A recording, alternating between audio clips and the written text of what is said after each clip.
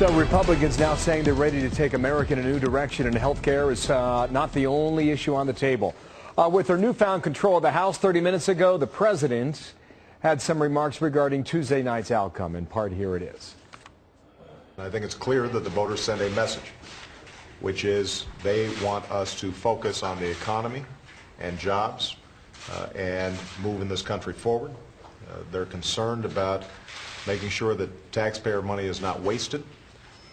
And they want to change a tone here in Washington, where the two parties are coming together and focusing on the people's business as opposed to scoring political points. So that was the latest we got from the White House. Michael Goodwin's a Pulitzer Prize-winning columnist in the New York Post and a Fox News contributor. Good morning to you. Good morning. You heard what the president said. He took a lot of heat yesterday. In fact, you wrote a piece yourself in the Post about not getting it. Are we being too tough on him right now? And is there a period of time where it takes to settle in and let all the smoke clear and, I guess, get over the hangover of Tuesday night?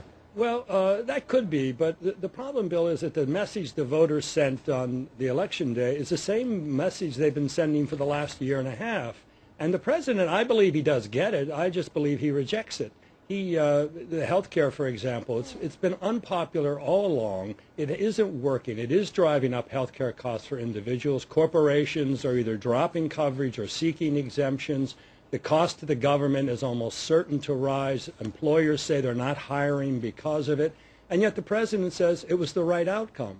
Well, if you're going to take that position that you're always right and everybody else is always wrong, it's a little hard to say that you got the message. You're simply rejecting the message. Well, the news out of this, Republican leadership will be at the White House in 2 weeks after the trip overseas to Asia and Indonesia.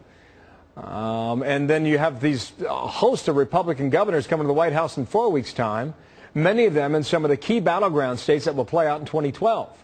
That was the news from what we heard today, I guess. Right, right. Yes, look, the president is going to have to bargain, particularly with the Republicans in the House of Representatives, and he's lost a lot of strength in the Senate. I mean, at one point he had 60 votes and he had 59. Now he's got, 52, 53, and a lot of those are wavering. A lot of those Democrats are going to be up in 2012 with him.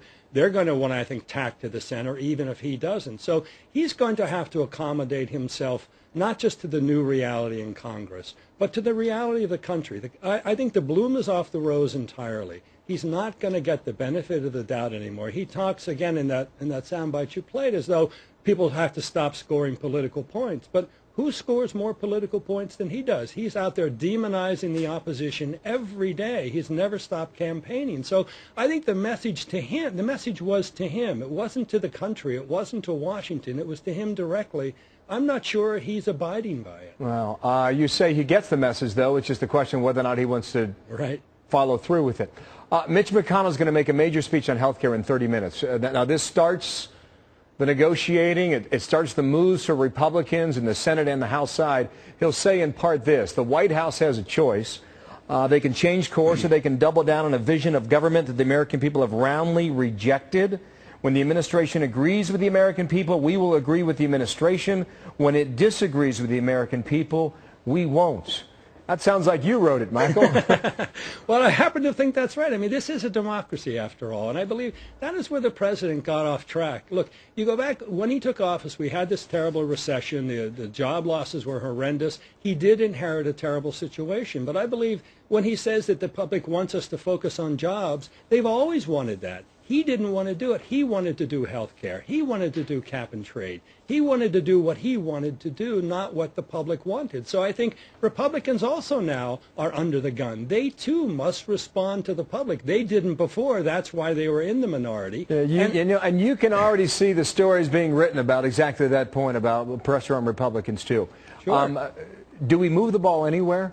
Or are we sitting here in 20 months from now or 22 months from now talking about a Washington that, again, does not work? Well, I suspect we will be still talking about it in 20 months, but I think in the interim there will be some progress. I do believe, of course, as the president said, there's some things we absolutely have to do together, such as the taxes that are bound to go up for everybody in January unless they take some action. there is this issue of the START treaty that he talked about that has to at least be debated in the Senate. There are other things coming down the line. There's the Debt Commission going to make reports, and there are going to be a number of health care votes and a number of budget-cutting votes. So I think, look, there's lots of room for the president to maneuver, but mostly he's going to have to show that he has heard the message of the election. So far, I think that's in doubt. I think he's rejecting it at heart. So it's really, the ball is in his court whether he wants to cooperate. Michael, thank you for that. Thanks for coming in, and appreciate your article today in the Post. Thank Michael you, Goodwin was here in New York.